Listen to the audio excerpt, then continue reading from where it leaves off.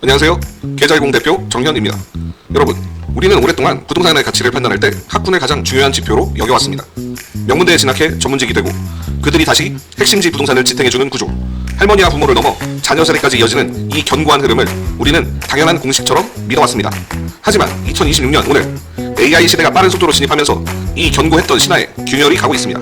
지금까지 이 부의 상징이었던 전문직 시장의 변화가 부동산 지형을 어떻게 바꾸게 될지 오늘 짚어보겠습니다. 과거 사자의 직업이 부의 상징이었던 이유는 명확합니다. 인구 대비 전문가의 수가 적기 때문이었죠. 하지만 지금은 상황이 다릅니다. 인구는 줄어드는데 전문직 자격증들은 매년 꾸준히 배출되고 있습니다.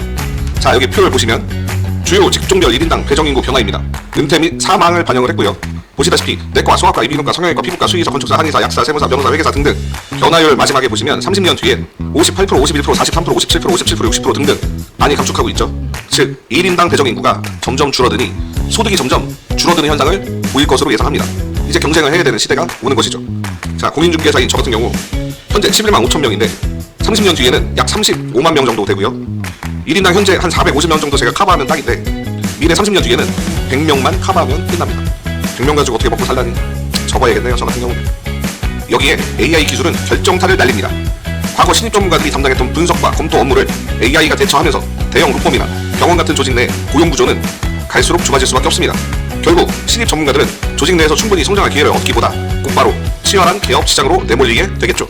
물론 숫자가 늘었다고 해서 그들이 모두 어려워지는 건 아닙니다. 하지만 과거처럼 자격증 하나만으로 안정적인 고수익이 보장되던 시대는 이제 끝났다고 봐야 합니다. 개인의 역량에 따라 소득이 극명하게 갈리는 냉정한 무한 경쟁 시대가 된 것입니다. 예전엔 의사 선생님 만나면 묻지도 않았는데 요즘 병원 가보셨습니까? 굉장히 친절합니다. 고객 확보를 해야 하기 때문이겠죠. 이제는 우리가 믿어왔던 강남페페라는 공식에 대해서도 우리 모두가 냉정하게 생각해 봐야 할 시점이 되었습니다. 대한민국 사회는 오랜 시간 책상 앞에 앉아 펜을 굴리는 일을 최고의 직업으로 가르쳐왔습니다. 하지만 수많은 인재가 도서관에서 스펙 쌓기에 몰두하는 동안 세상은 완전히 바뀌었습니다. 이제는 AI가 대체하기 어려운 정밀한 실무 기술진을 가진 첨단 산업 핵심 인재들이 웬만한 화이트 칼라보다 더 높은 소득을 올리는 시대가 되었습니다. 강남은 지금 이 순간에도 대한민국에서 가장 비싼 땅이죠. 그 이유가 무엇일까요? 좁은 땅에 고층 빌딩을 세우고 그 안에서 고소득 전문직과 엘리트들이 뿜어내는 자본의 총량이 우리나라에서 가장 크기 때문입니다. 하지만 우리가 주목해야 할 변화는 지금부터입니다. 강남을 지탱하던 그 소득의 주역들이 바뀌고 있다는 것이죠. 전문직들의 수익 구조는 무한 경쟁으로 흔들리는 반면 산업 현장의 하이테크 인재들, 즉 첨단 산업 핵심 인재들, 이들의 지갑은 갈수록 두꺼워지고 있습니다. 결국 부동산의 가치도 이 새로운 고소득 인재들이 모이는 곳으로 이동할 수밖에 없지 않겠습니까? 이제는 막연한 학벌 신화보다 실제 거대 자본이 어디로 흐르는지, 어떤 인재들이 압도적으로 소득을 올리고 있는지를 보아야 할 때입니다. 바로 여기서 우리는 분산에너지 활성화 특별법에 주목해야 합니다.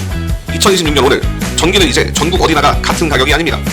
전력을 소비만 하는 수도권은 비용이 상승하고 전기를 직접 생산하는 지역은 파격적인 요금 혜택을 받게 됩니다.